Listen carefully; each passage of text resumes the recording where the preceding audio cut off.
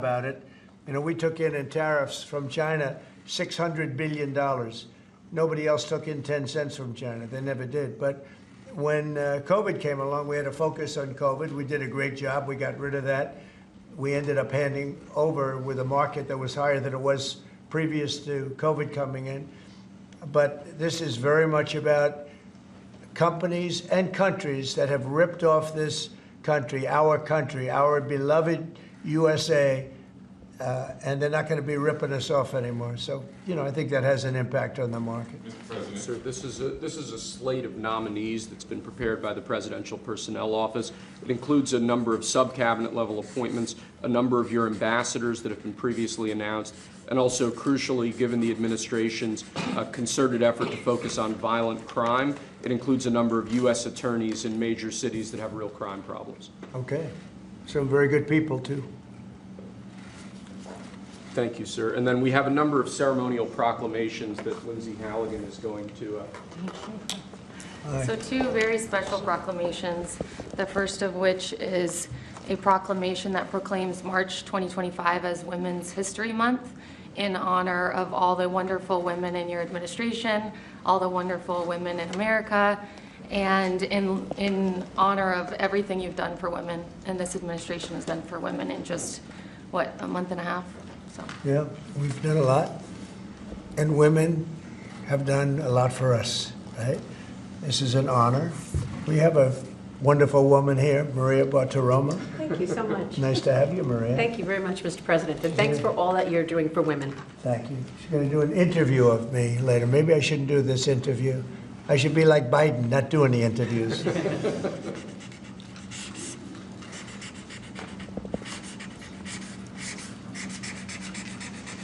That's great. Women, we love you. We love you too, sir. Thank you. Okay. Excellent. So the second one is a proclamation proclaiming March 2025 as Irish American Heritage Month in honor of, well, to commemorate our amazing friendship between America and Ireland, and to just honor all of the Irish Americans. And I'm a little bit biased because I'm American and Irish, but Good. Good. Well, great people. Yeah, great St. people. Patrick's Day is coming up as well. And they voted for me in heavy numbers, so I like them even more. You have to like it. You know, you're not supposed to, but you have to like that. All right. So for the Irish American people, proclamation.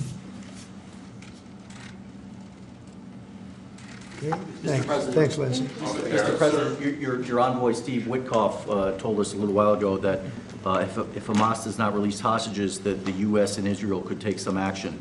What does that mean in your eyes? Is that military action? Would you join strikes with Israel? Well, you're going to find out. I had the honor of spending a lot of time yesterday with quite a few of the people that we got out, and I can't believe how badly treated they were, really badly treated. Stories that you wouldn't even believe. Some of it was documented, some of it was so bad you couldn't really, I don't think you can put it on. And it's a shame. And they said one thing, they have 59 hostages, of which many of them are killed. They want to know if we could just continue. They said without us, look, Biden wasn't able to get anybody out. We came along and they started releasing. But we have 59 left, of which 24 are living. The rest are dead. And I put out a statement. It's sort of self-explanatory, I think. But somebody's going to have to get a lot rougher than they're getting. It's a shame. And those 24 that are living, because they were with them just 2 weeks ago or 3 weeks ago, depending on when they got out. But they said they're in very bad shape. You spoke today with your cabinet members and Elon Musk. I did.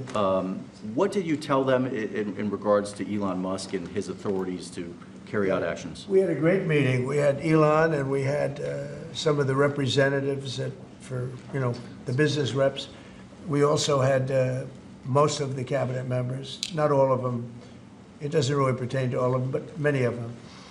And I thought it was a really good meeting. It was about cutting because we have everybody knows the country's way out of control in terms of the number of people. We have many people that don't work. We have many people probably that aren't even living that are getting checks.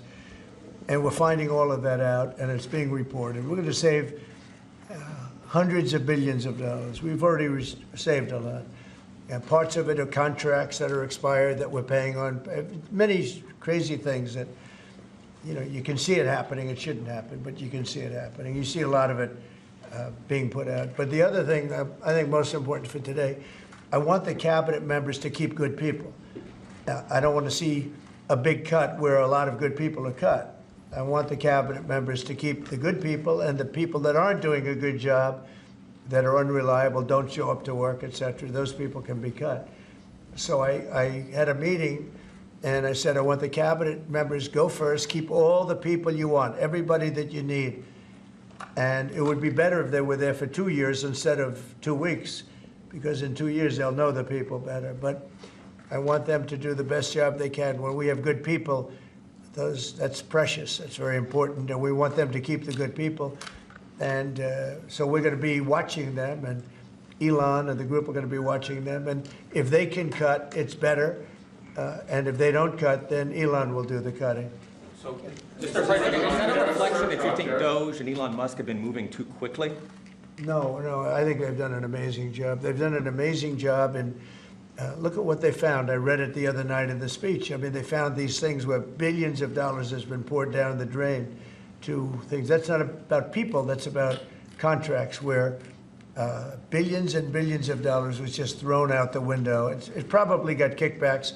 I'm sure there were tremendous kickbacks for the people that authorized those contracts. But no, Elon has been really teaching everybody about the numbers that you can do. But what I want is I want the numbers, but I also want to keep the good people. We want to get rid of the people that aren't working, that aren't showing up, and have a lot of problems. And so they're working together with Elon, and I think we're doing a really great job. We're cutting it down. We have to for the sake of our country. You can't have that kind of fat. It's bloat, and like nobody's ever seen before, where you need 20,000 and they have 120,000 people, and you just don't need that many. And it happens with companies, and it happens with governments, I guess. You could go to a lot of governments, you'd see the same thing. But we're trying to get it down. We want to be able, next year, we could balance the budget. I think there's a good chance we could balance the budget next year. We have a lot of good things happening.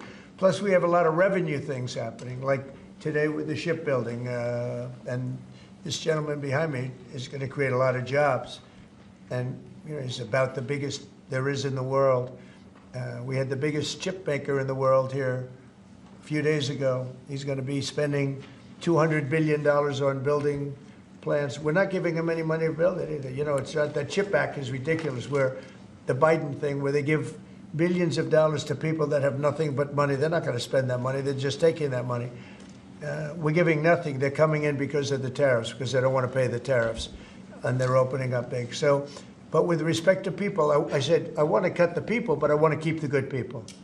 President, on tariffs, sir, can you walk us through the next steps on this? Steel and aluminum tariffs are due to kick in next week on Canada, Mexico, and every other country. Are those going to be modified as well? No, those aren't modified. Those are happening next week. And the big one will be on April 2nd, when reciprocal tariffs. So if India or China or any of the countries that really, India is a very high tariff nation.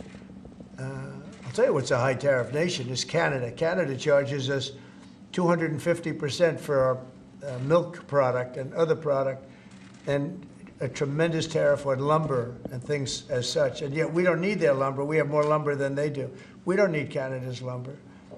So what I'm doing is I'll be signing an executive order freeing up our forests so that we're allowed to take down trees and make a lot of money and then reharvest trees. Also, we're cutting fire divides. A fire divide is a 50-yard to 70-yard swath where the trees can't, you know, it's long enough so trees don't burn forever until you can get them out. And those trees can be sold and made a lot of money with. So, but we'll be doing that. We don't need trees from Canada. We don't need cars from Canada. We don't need energy from Canada. We don't need anything from Canada. So where we can be self-sustaining, which is in most things. Look, we have more oil and gas than anybody. Our forests are massive, massive forests. We're just not allowed to use them because of the environmental lunatics that stopped us. So I'm going to be freeing that up very shortly so that we don't have to go to other countries to buy lumber. You know, why should we be buying lumber from other countries, paying tariffs, paying big prices, extraordinary prices, and we have lumber. We have the best lumber. Go ahead. And this USMCA exemption that you're essentially announcing today for this 1 month, It's just a modification, short term, because I didn't want to hurt the American, it would have hurt the American car companies if I did that. would you consider the same sort of exemption or pause for the auto tariffs you're talking about next month? We're not looking at that, no. You're not No, we're not considering looking at exempting? that, no, no. Revoking the Yep. TPS for the Ukrainians who live here in the US? What about it? Are you considering revoking the TPS status for the more than 200,000 Ukrainians who live here in the US? What are you saying? I don't- The Ukrainians that are here in the Yeah, US, yeah. they're under a TPS status. The On GPS? TPS, temporary. Temporary. Oh, I thought you said GPS. TPS. Yeah. There was some news saying that they were going to be revoked and they were going to be deported from the country. Are you considering that for the Well, we're not Ukrainians? looking to hurt anybody, and we're certainly not looking to hurt them. And I'm looking at that, and there were some people that think that's appropriate and some people don't, and I'll be making a decision pretty soon, okay? President Trump But said- we're not looking to hurt them, President Trump said especially Ukrainians. They've gone through a lot. Yeah, Peter? the clocks are going to spring forward on Sunday. When are you going to get rid of daylight savings time? Okay, are you ready? So, this should be the easiest one of all, but it's a 50-50 issue. And if something's a 50-50 issue, it's hard to get excited about it. I assume people would like to have more light later, but some people